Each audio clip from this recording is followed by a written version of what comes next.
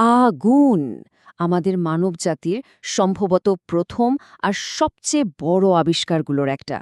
কিন্তু কি হবে যদি বলি হাজার হাজার বছর ধরে আমরা আসলে জানতামই না যে আগুন জিনিসটা ঠিক কি? ভাবা যায়? আর এই ছোট্ট একটা প্রশ্ন, এই সাধারণ একটা জিনিসই কিন্তু রসায়নে একটা বিরাট বিপ্লব ঘটিয়ে দিয়েছিল। প্রশ্নটা শুনলে মনে হবে আরে এ তো খুব সোজা। আগুন কি? মানে কোনো কিছু যখন জ্বলে তখন তো মনে হয় ওর ভেতর থেকে কিছু একটা বেরিয়ে যাচ্ছে, তাই না? আর জিনিসটা পুড়ে ছাই হয়ে যায়। ব্যাস, শতাব্দীর পর শতাব্দী ধরে ঠিক এটাই সবাই ভাবত। কিন্তু মজার ব্যাপার হলো এই ধারণাটা ছিল একদম ভুল। আসল গণ্ডগোলটা কিন্তু এখানেই। দেখুন, পুরনো থিওরিটা কি বলছিল? বলছিল যে যখন কিছু পড়ে তখন ওর ভেতর থেকে ফ্লোজিস্টন বলে একটা রহস্যময় জিনিস বেরিয়ে যায়। তার মানে কি, ওজন কমা উচিত, তাই তো? কিন্তু নতুন থিওরিটা বলল একদম উল্টো কথা, যে পোড়ানোর সময় আসলে বাতাস থেকে অক্সিজেন শোষিত হয়, আর তার মানে হলো ওজন তো বাড়ার কথা। তো কোনটা ঠিক? ওজন কমবে নাকি বাড়বে? কিন্তু সমস্যাটা হলো এই নতুন থিওরি প্রমাণ করবেন কিভাবে? মানে একটা অদৃশ্য গ্যাস যা চোখে দেখা যায় না, তাকে মাপবেন কিভাবে? বিজ্ঞানীদের এমন একটা কাজ করতে হতো যা এর আগে কেউ কল্পনাও করেনি। বাতাসকে একটা বোতলে বন্দি করা, তাকে কন্ট্রোল করা, আর তারপর সেটার ওজন মাপা। মানে এক কথায় বলতে গেলে এটা ছিল প্রায় অসম্ভব একটা চ্যালেঞ্জ। আর এই অসম্ভবকে সম্ভব করার পেছনে ছিল এক অখ্যাত নায়ক। কি সেটা জানেন? একটা নিখুঁত সিল, মানে এমন একটা আঠা যা দিয়ে কাঁচের পাত্রের মুখ এমনভাবে বন্ধ করা যাবে যে এক ফোঁটা গ্যাসও বাইরে বেরোতে পারবে না, সামান্যতম লিক হলেও চলবে না।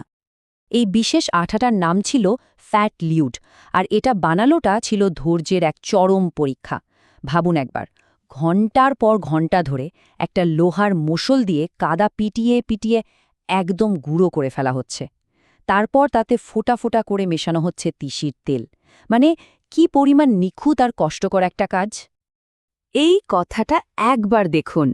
কি বলা হচ্ছে এখানে? যে পুরো আধুনিক রসায়নের সাফল্য নির্ভর করছে এই আঠাটা কতটা নিখুঁতভাবে বানানো হয়েছে তার ওপর। মানে সামান্যতম ভুল আর পুরো পরীক্ষাটাই মাঠে মারা যাবে। ভাবা যায় এত বড় একটা ব্যাপার নির্ভর করছে ছোট্ট একটা আঠার উপর। একবার ভাবুন তো, এই হাতে বানানো সিলগুলোকে কি কি করতে হতো? একদিকে তো অদৃশ্য গ্যাস আটকে রাখতে হবে, আবার অন্যদিকে প্রচণ্ড তাপ আর ভয়ঙ্কর সব অ্যাসিড থেকেও বাঁচতে হবে। মানে একই সাথে দুটো কঠিন কাজ। সত্যিই অসাধারণ। বেশ, তাহলে অদৃশ্য গ্যাসকে আটকে রাখার উপায় তো পাওয়া গেল। এবার তাহলে আসল পরীক্ষার পালা। নতুন থিওরিটা ঠিক কিনা সেটা প্রমাণ করার সময় এসে গেছে। আর সেই জন্যেই শুরু হলো একের পর এক দুঃসাহসিক সব এক্সপেরিমেন্ট। প্রথমেই যে জিনিসটা নিয়ে পরীক্ষা করা হলো সেটা হলো ফসফরাস। ফসফরাস কেন? কারণ এটা খুব সহজে আর উজ্জ্বলভাবে জ্বলে ওঠে। আর গ্যাস যে আসলেই শোষিত হচ্ছে সেটা চোখে আঙুল দিয়ে দেখিয়ে দেওয়ার জন্য এর চেয়ে ভালো কিছু আর হয় না। এক্সপেরিমেন্টটা ছিল দেখার মতো। ধরুন একটা কাঁচের জার যেটা অক্সিজেন গ্যাসে ভরা, তার ভেতরে একটু ফসফরাস রেখে আগুন ধরিয়ে দেওয়া হলো, আর তারপর যা ঘটল সেটা ম্যাজিকের মতো। ফসফরাসটা জ্বলার সাথে সাথেই দেখা গেল জারটা থেকে গ্যাস যেন উধাও হয়ে যাচ্ছে, আর সেই খালি জায়গাটা ভরাট করতে নিচ থেকে পারদ তরতর করে ওপরে উঠে আসছে। এটা ছিল এক কথায় অকাট্য প্রমাণ, জ্বলতে থাকা কোনো জিনিস আসলেই বাতাস থেকে কিছু একটা শুষে নেয়। ফসফরাসের পরীক্ষা তো সফল হল। এরপর বিজ্ঞানীরা ভাবলেন আরেকটু এগিয়ে যাওয়া যাক। এবার তারা নিলেন অ্যালকোহল। অ্যালকোহল কিন্তু ফসফরাসের মতো নয়, এটা অনেক বেশি উদ্বায়ী আর বিপজ্জনক, মানে ঝুঁকিটা আরও বেড়ে গেল। আর বিপদটা যে কতটা সত্যি ছিল তা এই কথাগুলো শুনলেই বোঝা যায়। একটা পরীক্ষায় এত ভয়ঙ্কর বিস্ফোরণ হল যে বিজ্ঞানীরা অল্পের জন্য প্রাণে বেঁচে গিয়েছিলেন। এটা আমাদের মনে করিয়ে দেয় যে নতুন কিছু আবিষ্কারের পথটা কিন্তু সবসময় ফুলের বিছানো হয় না। সবচেয়ে কঠিন পরীক্ষাটা ছিল তেল নিয়ে। কেন? কারণ তেল যখন পড়ে তখন শুধু যে বাতাস থেকে গ্যাস শোষিত হয় তাই নয়, এর সাথে আরও নতুন জিনিস তৈরি হয়, যেমন জল আর কার্বনিক অ্যাসিড গ্যাস। মানে ব্যাপারটা এখন আরও জটিল। এই জটিল সমস্যাটার সমাধানের জন্য যে যন্ত্রটা বানানো হয়েছিল সেটা একবার দেখুন। কি অবিশ্বাস্য একটা ডিজাইন! মানে এই যন্ত্রটা একই সাথে কয়েকটা কাজ করত। একদিকে বাতাস সাপ্লাই দিত, পোড়ানোর ফলে যে জলীয় বাষ্প তৈরি হতো সেটাকে ঠান্ডা করে আলাদা করে ফেলত, আর বাকি গ্যাস থেকে কার্বনিক অ্যাসিডকেও শুষে নিত। সব শেষে যেটা পড়ে থাকত সেটাও মাপা হতো। এটা ছিল একাধারে ইঞ্জিনিয়ারিং আর রসায়নের এক অসাধারণ মেলবন্ধন। অনেকগুলো ছোটখাটো পরীক্ষা আর এত সব প্রস্তুতির পর এবার সময় এলো সেই ফাইনাল প্রমাণের, এমন একটা পরীক্ষা যা আগুনের রহস্যের ওপর থেকে চিরদিনের জন্য পর্দা সরিয়ে দেবে। তবে এই ফাইনাল পরীক্ষাটা বোঝার আগে একটা শব্দ জানা খুব দরকার: অক্সিডেশন। খুব সহজ করে বললে এটা হলো এমন একটা প্রসেস যেখানে কোনো ধাতু বাতাস থেকে অক্সিজেন নিয়ে তার ছাই বা অক্সাইডে পরিণত হয়। আরে আমাদের লোহার জিনিসে যে মরিচা পড়ে, ওটাও কিন্তু এক ধরনের অক্সিডেশন। পরীক্ষাটা ছিল একদম সহজ, কিন্তু দারুণ বুদ্ধিদীপ্ত। প্রথমে একটা ধাতুর টুকরোকে খুব সাবধানে ওজন করা হলো। তারপর ওটাকে একটা কাচের পাত্রের ভেতর রেখে মুখটা একদম সিল করে দেওয়া হলো।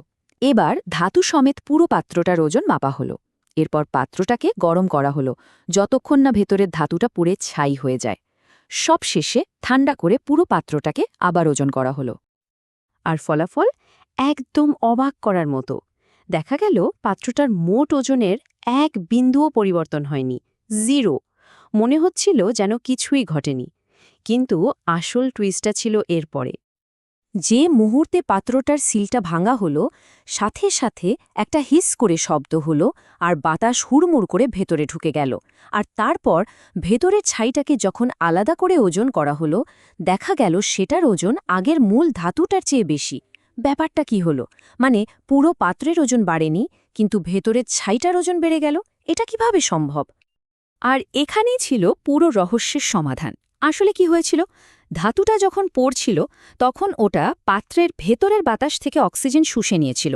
ফলে পাত্রের ভেতরে একটা ভ্যাকুয়াম বা খালি জায়গা তৈরি হয়। আর সিলটা ভাঙার সাথে সাথে বাইরের বাতাস সেই খালি জায়গাটা পূরণ করতে হেস শব্দ করে ভেতরে ঢুকে পড়ে। তাহলে ছায়ের ওজন বাড়ল কেন? কারণ ওই বাড়তি ওজনটাই হলো সেই অক্সিজেনের ওজন যেটা ধাতুটা বাতাস থেকে নিয়েছিল। ওই হেস শব্দটা, ওটাই ছিল প্রমাণের শব্দ, আধুনিক রসায়নের জন্ম মুহূর্তের শব্দ। এই একটা পরীক্ষার ফলাফল যে কতটা গুরুত্বপূর্ণ ছিল তা বলে বোঝানো যাবে না। এটা শুধু আগুনের রহস্যই সমাধান করেনি, বরং জন্ম দিয়েছিল আধুনিক রসায়নের। এই আবিষ্কারের পর থেকে আমরা কয়েকটা যুগান্তকারী জিনিস জানতে পারলাম। যেমন দহন মানে হলো অক্সিজেনের সাথে জুড়ে যাওয়া। পদার্থকে কখনো সৃষ্টি বা ধ্বংস করা যায় না, শুধু তার রূপ বদলানো যায়।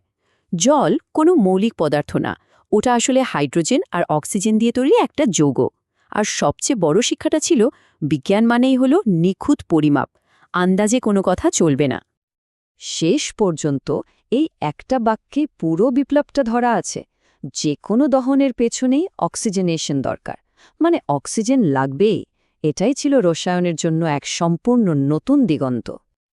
তাহলে শেষ একটা প্রশ্ন দিয়ে যাই, আগুনের মতো এত সাধারণ একটা জিনিস বুঝতে যদি আমাদের হাজার হাজার বছর লেগে যায়, তাহলে একবার ভাবুন তো, আজকের দিনে আমরা এমন কতগুলো মৌলিক জিনিসকে ধ্রুব সত্যি বলে মেনে নিয়েছি, যেগুলো হয়তো ভবিষ্যতে পুরোপুরি ভুল প্রমাণিত হবে।